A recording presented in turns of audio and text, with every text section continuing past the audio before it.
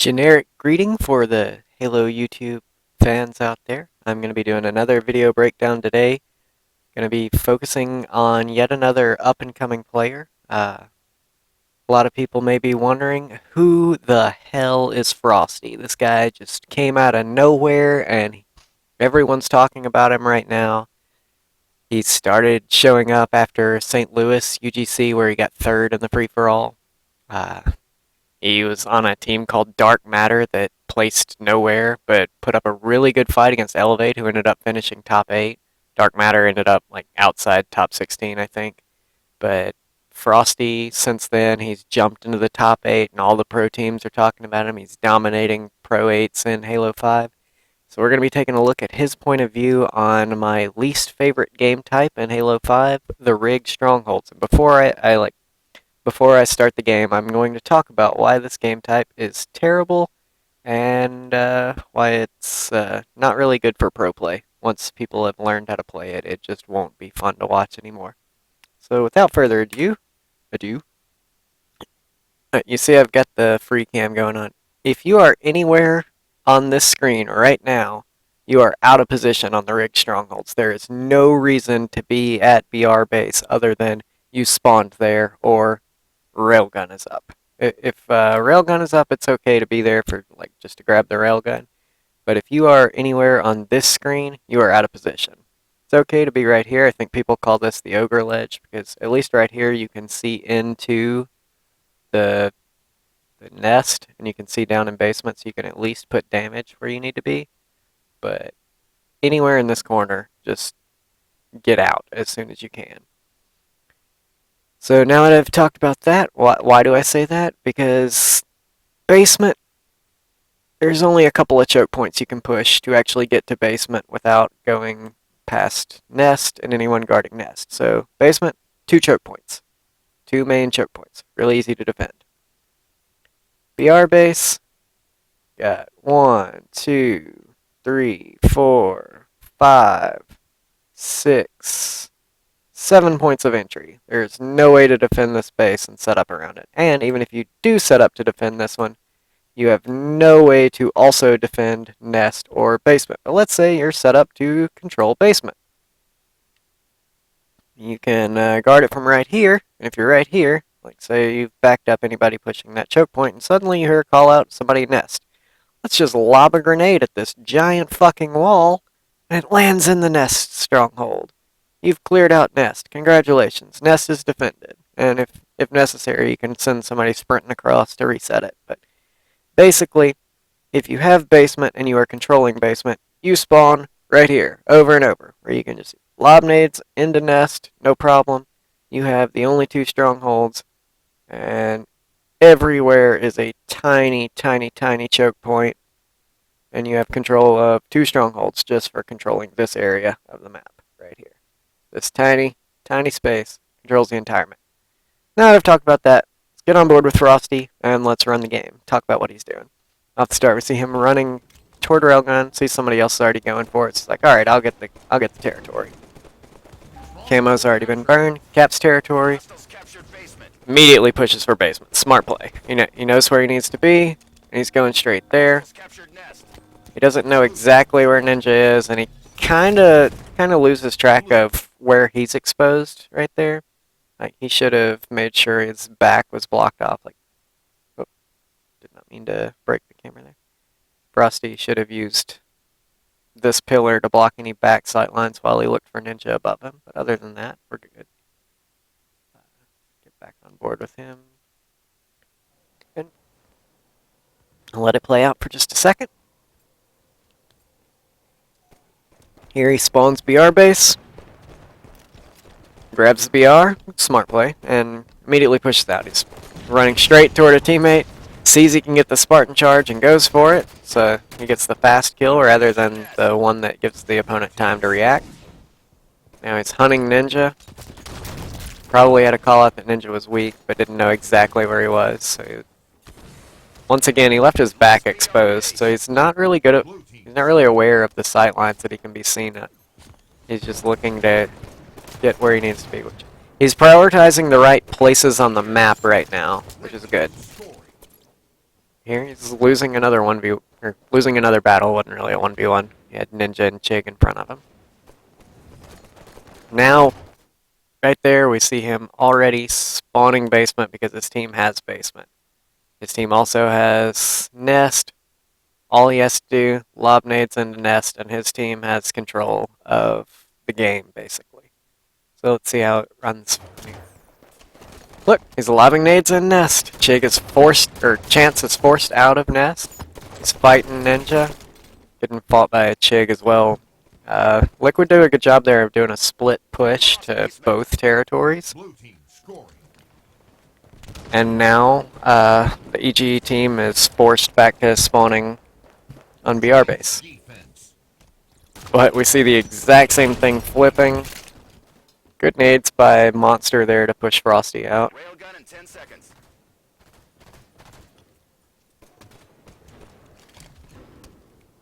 Frosty gets a kind of lucky spawn here. Like, I'm not sure why he spawned there with all of Liquid right next to him. Good awareness of Chig being on the ledge down there. And strands himself. Right now, Liquid have a 3 cap on EG, and they're capping basement. So Frosty should spawn at BR base. Like, just look. Actually, Frosty probably won't spawn BR base because Chig is over there. I think Frosty might spawn in the corner over here, or directly in nest with his teammate. So let's see how it goes. It spawns in the corner, right behind where he just died. Chig being at the BR base fucked up the spawns there. I don't know if Chig spawned there or if he would walk there, but because of Chig's positioning there, Frosty got a really good spawn. Here we see him keeping the players backed off of the nest choke point. He's trying to stay alive. Good use of the bridge to break that sight line before he jumps out and kills Ninja. Here he's looking for unlegit. Alright, before I play out this, he should do a quick scope with this scatter shot in order to shoot unlegit at this range. Because when you scope in with the scatter shot, like, you may not know it, the scatter shot doesn't have a random spread like the shotgun. It always fires the shots in the exact same trajectory, and if you scope in, that trajectory is tighter, so you have effectively a longer range for an instant kill. So you should always quick scope when you fire with the scatter shot, unless you're like just trying to get a point blank shot anyway. Here instead he sprints at him to try to get up close. If he had just quick scoped, he could have gotten that kill.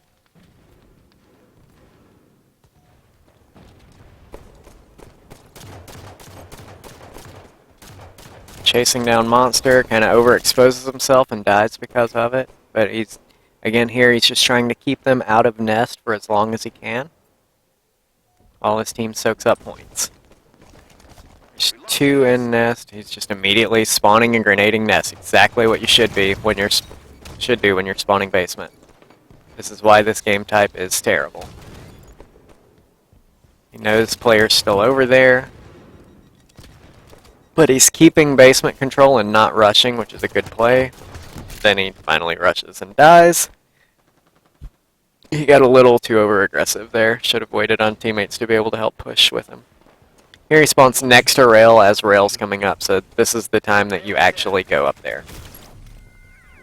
Smart play out of Frosty. He shouldn't be exposing himself. Railgun on the field.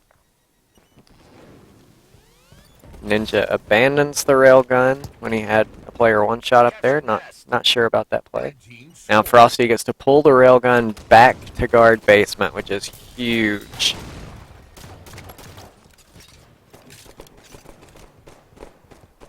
Here you see him just moving. Here's callouts. And now that he's got railgun, he can guard any choke point he wants. Gets on this ledge where he knows people aren't going to be looking for him as they come. Misses the shot there, but still alive, that's all that matters. May have just thrown railgun off map. His positioning was a little suspect there, a little aggressive with the railgun. Can't fault him too much for wanting to get the kills as far up the map as he could. Good positioning by Unlegit there to get the smallest sightline while he exposes almost none of his body.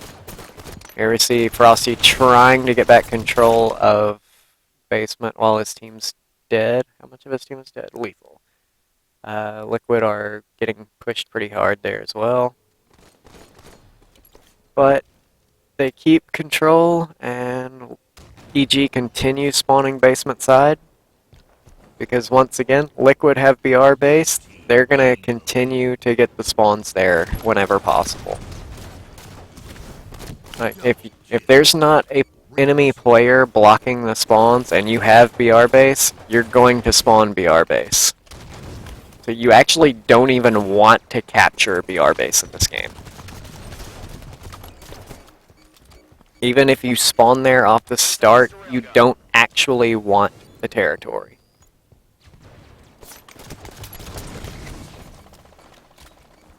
Jumps off map, trying to get away. Because he's off the map, you lose him for a minute. Scroll through. There we go. See, 2 players pushing upstairs.